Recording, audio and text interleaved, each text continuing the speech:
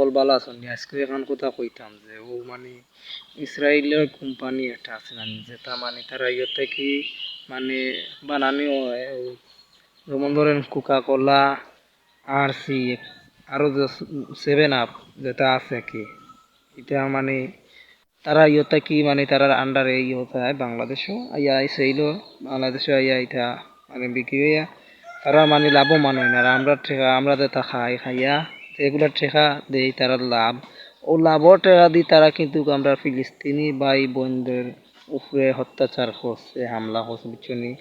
তো এগুলা নিষিদ্ধ করুক, এগুলা থেকে বয়কট করুক, আর যেন এগুলা বন্ধ করা হইতো।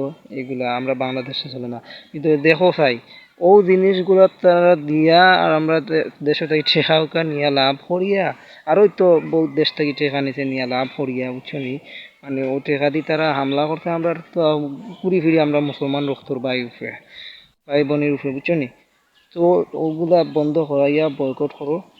আর আবার আমরা দেখো ইবা আবার আমরা দোয়া করি আল্লাহ ফিলিস্তিনি বাইরে হেফাজত করো, গাজাবাসীদের হেফাজত করো, আমরা মুসলমান ভাই বোনদের সবাইরে হেফাজত করো। কিন্তু আমরা মারার ব্যবস্থা করি আবার আবার আমরাও মানে আবার কই আর আল্লাহ তুমি বাঁচাও বাঁচাও, ইলা হইতো না।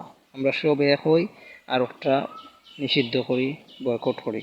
সবাই ভালো থাকবা, সুস্থ থাকবা আর আমার লাগে দোয়া হবে।